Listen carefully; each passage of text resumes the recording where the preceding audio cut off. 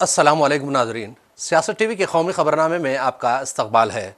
मैं हूं मन्नान जाबरी। सबसे पहले पेश है हेडलाइंस।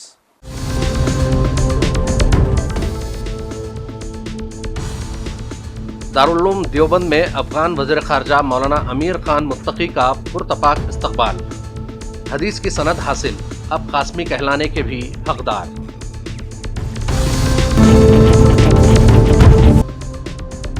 आमिर खान मुत्तकी की प्रेस कॉन्फ्रेंस में खवातीन को जाने की क्यों इजाजत नहीं दी गई। राहुल गांधी और प्रियंका गांधी का मोदी से सवाल, कहा हुकूमत को जवाब देना होगा।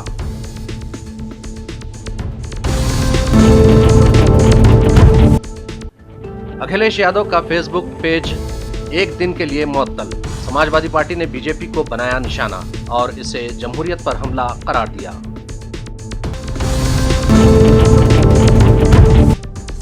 बच्चों की अमवात, कोल्ड रिफ पर दिल्ली में भी पाबंदी। मध्य प्रदेश में डॉक्टर की गिरफ्तारी के खिलाफ एहतजाज।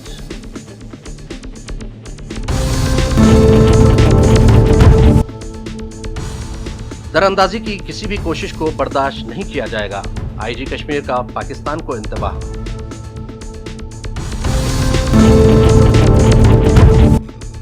और झारखंड में नक्सलाइट्स का सीआरपीएफ एहलकारों पर हमला, धमाके में एक फौजी हलाक, 2 जख्मी।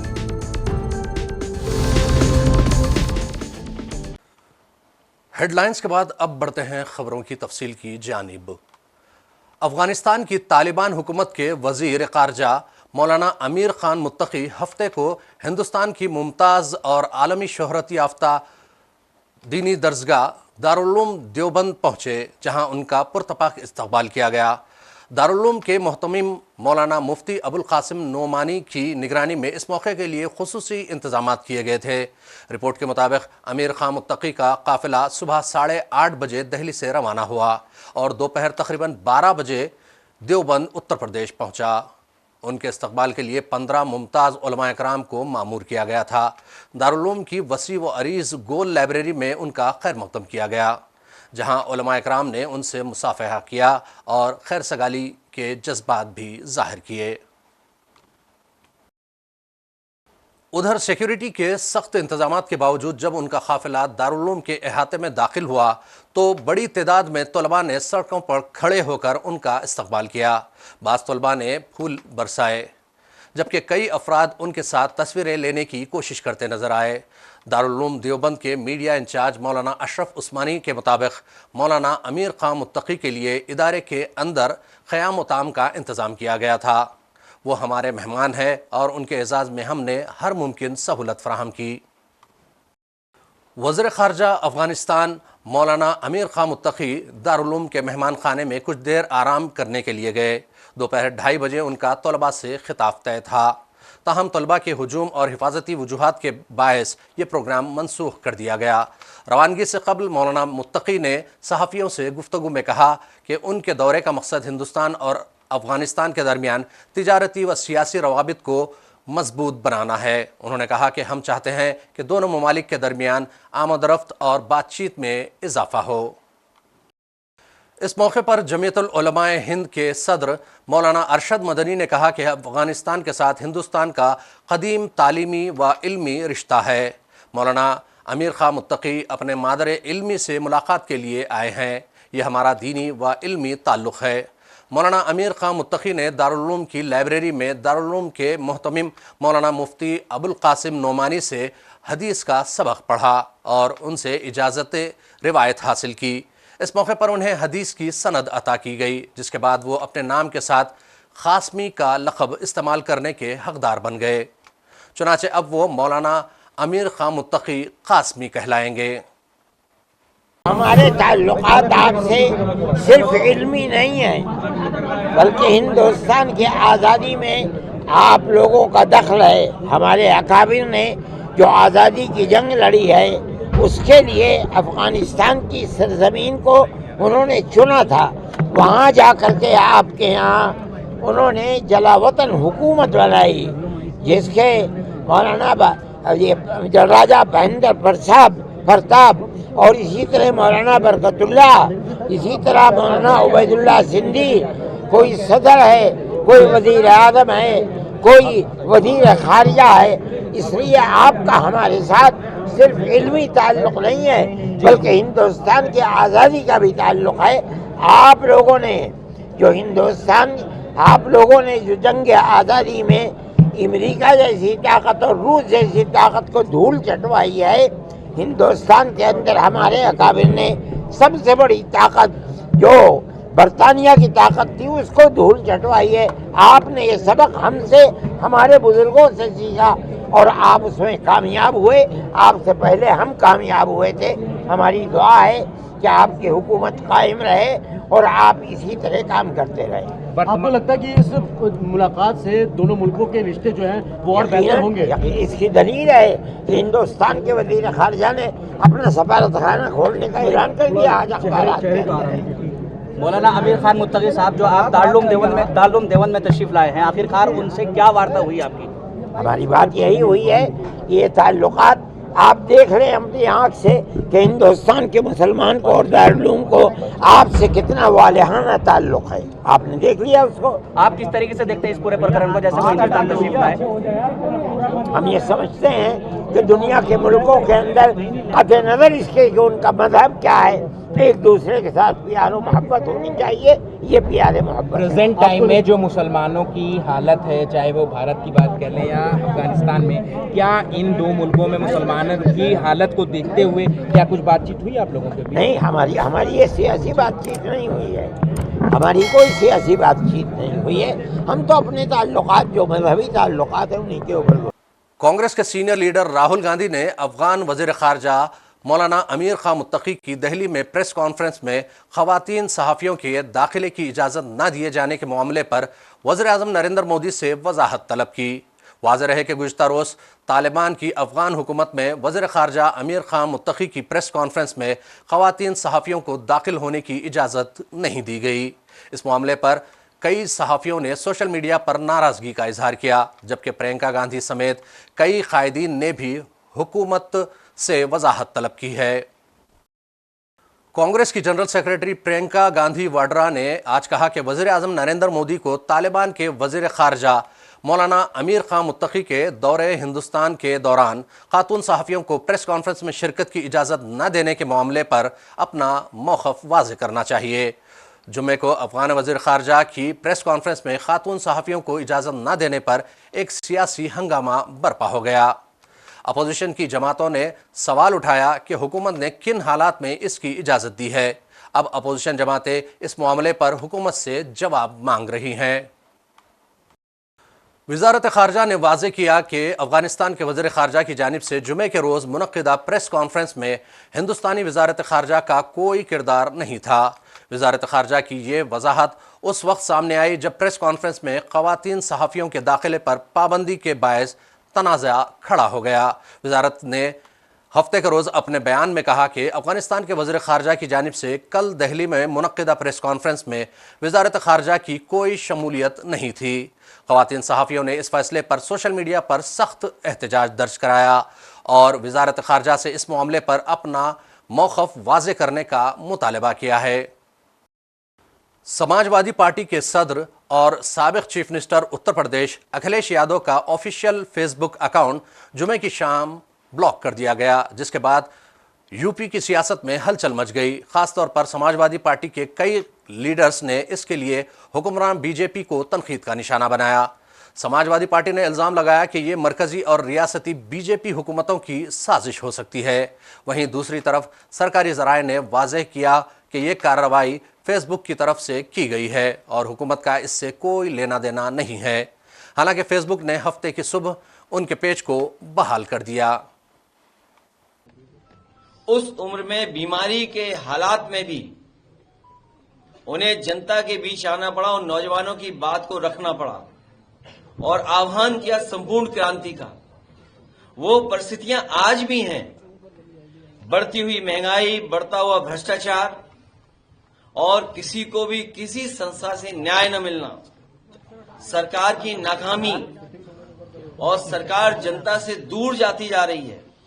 आप हाल ही में घटना जो हुई है जिसका जिक्र अभी आप कर रहे थे, और ये पहली घटना नहीं उत्तर प्रदेश में हुई है कि बाल्मीकि समाज के एक नौजवान को इस तरह पीटा गया हो और जाति सूचक, जाति के आधार बना करके, और ये सरकार का जो काम करने का तरीका है, जो कानून न्यायालय पर भरोसा नहीं करते हैं, हिंसा का जो रास्ता अपना रही है सरकार, उसी की वजह से ये घटनाएं हो रही हैं। पहले पारसी समाज के साथ भी इस तरह का व्यवहार हुआ था, और आपको याद होगा इसी जगह पर आपने उन तमाम कथावाचकों का सम्मान किया था। ये कोई उत्तर प्रदेश में पहली बार घटना नहीं हो रही है। जब मुख्यमंत्री की सोच ही बुलडोजर होगी, जब मुख्यमंत्री और सरकार की सोच ही बुलडोजर जैसी होगी, तो आज भी जेपी का जो आंदोलन, जो जेपी का सिद्धांत था, आज भी वही है। उसी रास्ते पे चल करके हम लोग आह्वान करते हैं कि नौजवान और किसान और आम जनता इस सरकार को हटाने का काम करे। कांग्रेस के खिलाफ थी, आज आप कांग्रेस के साथ हैं, क्योंकि विरोधी ये बात कहते हैं हमेशा। मेरे पत्रकार साथी, आप सिद्धांत को समझ ही नहीं पा रहे हो। अगर सिद्धांत ही समझ गए होते तो आपको बात समझ में आती मैंने क्या कहा है। उस समय भी भ्रष्टाचार, बेकारी, बेरोजगारी, नौजवानों की पढ़ाई और जनता को न्याय नहीं मिल रहा था। आज भी वही परिस्थितियां हैं। वो भी सरकार के खिलाफ लड़ रहे थे, और आज भी हम लोगों को सरकार के खिलाफ ही लड़ना है। अकाउंट आपका बंद हुआ है, पीछे मकसद सोशल मीडिया पर पाबंदी है। वो आपको इशारा है कि आप जमीन। उत्तराखंड सब ऑर्डिनेंस सर्विस सिलेक्शन कमीशन ने 21 सितंबर को मुनक़िदा ग्रेजुएट सतह के तहरीरी इम्तिहान को मनसूख कर दिया। कमीशन के सेक्रेटरी डॉक्टर शिव बरनवाल ने इम्तिहान मनसूखी का हुक्म जारी करते हुए कहा कि यह इम्तिहान 3 माह के अंदर दोबारा कराया जाएगा। आज सुबह ही इम्तिहान की जांच के लिए तश्कील दिए गए एक रुकनी अदालती कमीशन के चेयरमैन जस्टिस यूसी धयानी ने अपनी रिपोर्ट चीफ मिनिस्टर को सौंपी है। मध्य प्रदेश और राजस्थान में खांसी की सिरप इस्तेमाल करने के बाद तकरीबन 22 बच्चों की मौत ने जहां दवा कंपनी की कारकर्दगी पर सवालिया निशान लगा दिया, वहीं मुतल्लिका इदारों के साथ साथ इंतजामिया को भी कटहरे में ला खड़ा किया है। कोल्ड रिफ सिरप के हवाले से मध्य प्रदेश में शुरू हुआ तनाज़ा राजस्थान, तमिलनाडु समेत कई रियासतों में खलबली मचाने के बाद अब कौमी दारुल हुकूमत दिल्ली पहुंच गया है, जहां दिल्ली हुकूमत ने कोल्ड रिफ कॉफ सिरप पर पाबंदी लगाने का फैसला किया है। दिल्ली हुकूमत के महकमे ड्रग कंट्रोल की जानिब से 10 अक्टूबर को जारी एक लेटर में कोल्ड रिफ सिरप को गैर महफूज करार देते हुए उस पर पाबंदी लगाने का हुक्म दिया गया है। झारखंड में नक्सलाइट्स की एक बार फिर बुज़दिलाना हरकत सामने आई है। गुज़िश्ता रात देर रात गए नक्सलाइट्स ने मगरबी सिंहभूम जिले के सरांडा जंगल में 2 मुख्तलिफ मकामात पर IED धमाके करके सिक्योरिटी फोर्सेस को निशाना बनाया। इस हमले में CRPF के हेड कांस्टेबल महेंद्र लश्कर शहीद हो गए, जबकि 2 जवान इंस्पेक्टर कौशल कुमार मिश्रा और सब इंस्पेक्टर रामचंद्र गोगी जख्मी हो गए। यह हमला नक्सलाइट की तरफ से मनाए जाने वाले हफ्ते मज़ाहिमत के दौरान हुआ, जिससे पूरे इलाके में दहशत का माहौल पैदा हो गया है। उधर जम्मू के इंस्पेक्टर जनरल BSF ने पाकिस्तान के इलाकों में दहशतगर्द कैंपों की मौजूदगी की तस्दीक करते हुए कहा कि हिंदुस्तान में मुसलसल दरअंदाजी की कोशिशें जारी है। उन्होंने इंतबाह दिया कि अगर पाकिस्तान अपनी इश्तियाल अंगेजियों से बाज नहीं आता है तो फिर उसे एक और खौफनाक हमले के लिए तैयार रहना होगा, जो पहले से कहीं ज्यादा तबाहकुन होगा। पता है कि हमारे दुश्मन के द्वारा कई बार इसका प्रयोग किया जाता है, पर हमारे जो एंटी ड्रोन सिस्टम्स हैं, काउंटर ड्रोन मेजर्स जो हमने लिए हुए हैं, वो काफ़ी सजग हैं, इफेक्टिव हैं, जिसका असर हमने ऑपरेशन सिंदूर के दौरान भी देखा। और हम हर प्रकार से तैयारी कर रहे हैं। ये एक उभरती हुई टेक्नोलॉजी है, इमर्जिंग टेक्नोलॉजी है, जिसको लेके BSF में बड़े पैमाने पे टेक्नोलॉजी का इंडक्शन हो रहा है। हम अपने एंटी ड्रोन सिस्टम्स को अपग्रेड कर रहे हैं, हमारे पास जो खुद के ड्रोन्स हैं उनको भी अपग्रेड कर रहे हैं, और ये एक प्रयास है जो लगातार जारी रहेगा। ट्रेनिंग भी दी जा रही है। बीएसएफ स्पेशल स्कूल भी है, उसमें एंटी ड्रोन टेक्नोलॉजी जो ट्रेनिंग है, वॉरियर्स है, क्या वो हो गया है? क्या हमारे बॉर्डर पे ऐसे लोग तैनात हैं? जी, हाल ही में श्री दलजीत चौधरी जो सीमा सुरक्षा बल के महानिदेशक हैं, इनके द्वारा बीएसएफ एकेडमी ग्वालियर में एक स्कूल ऑफ ड्रोन वॉरफेयर का उद्घाटन किया गया है। ये एक मॉडर्न इंस्टीट्यूशन है जिसमें ड्रोन्स से रिलेटेड सभी पहलुओं पे हम अपने जवानों को ट्रेनिंग दे रहे हैं, चाहे ड्रोन का इस्तेमाल हो दुश्मन पे बम गिराने के लिए, चाहे एंटी ड्रोन मेजर्स का इस्तेमाल हो, चाहे सर्वेलेंस के लिए ड्रोन हो या डिजास्टर मैनेजमेंट के लिए ड्रोन्स का उपयोग हो।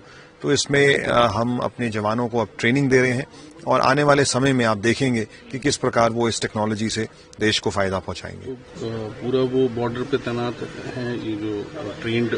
जी बिल्कुल, हमारे जो ड्रोन वॉरियर्स हैं, ड्रोन कमांडोज हैं, इनको अलग अलग जगहों पे भेजा जा रहा है और वहाँ पे जमीनी जरूरत के हिसाब से वो कार्रवाई कर रहे हैं। सर, टेरर कैंप्स जो है उनका क्या रहा है? क्योंकि वो शायद तबाह कर दिए गए थे और फिर उन्होंने कहीं पीछे बनाए हैं, तो उसकी क्या डिटेल्स है सर? जी, हमने देखा कि ऑपरेशन सिंदूर में भारतीय फोर्सेस के द्वारा 9 ट्रेनिंग कैंप्स जो टेररिस्ट के थे, जो उनके हेडक्वार्टर्स थे, उनको टारगेट किया गया।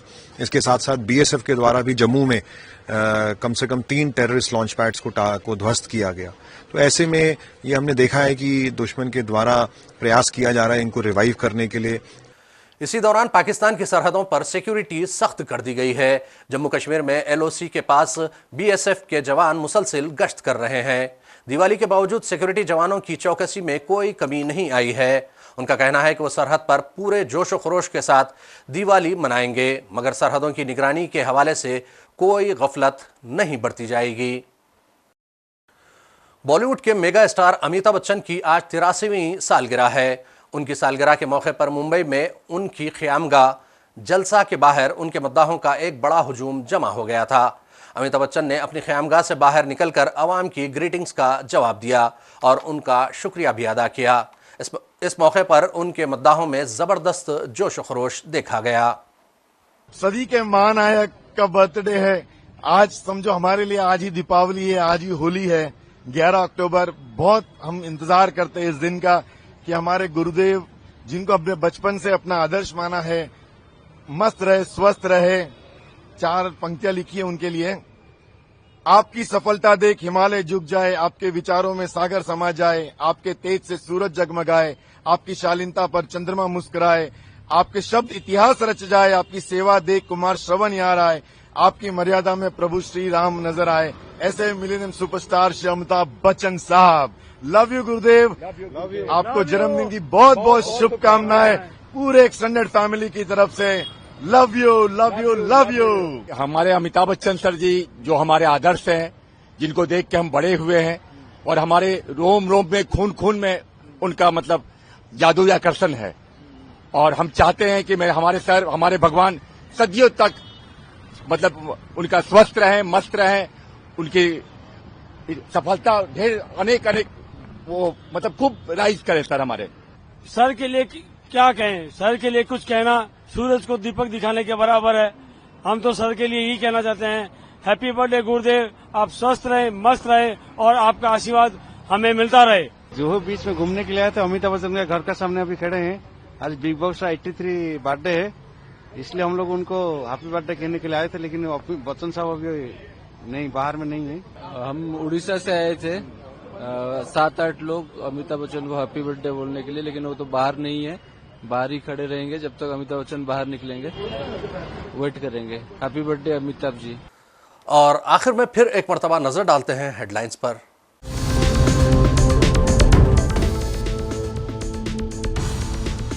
दारुल उलूम देवबंद में अफगान वज़ीर ख़ारजा मौलाना अमीर खान मुत्तकी का पुरतपाक इस्तक़बाल।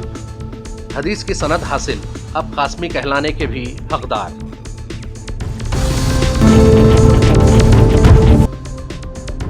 आमिर खान मुत्तकी की प्रेस कॉन्फ्रेंस में ख़वातीन को जाने की क्यों इजाज़त नहीं दी गई?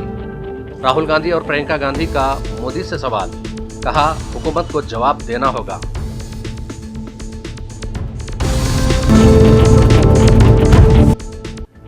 अखिलेश यादव का फेसबुक पेज एक दिन के लिए मुअत्तल। समाजवादी पार्टी ने बीजेपी को बनाया निशाना और इसे जमहूरियत पर हमला करार दिया।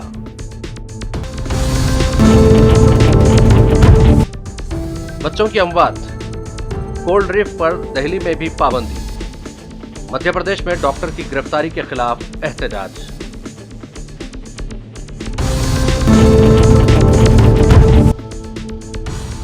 दरअंदाजी की किसी भी कोशिश को बर्दाश्त नहीं किया जाएगा, आईजी कश्मीर का पाकिस्तान को इंतबाह।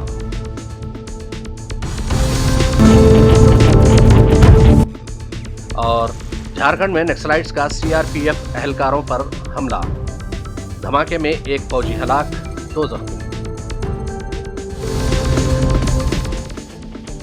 खबरनामे का सिलसिला यहीं इख्तिताम को पहुंचता है। मन्नान जाबरी को सियासत टीवी की पूरी टीम के साथ दीजिए इजाजत और देखते रहिए सियासत टीवी। अल्लाह हाफिज।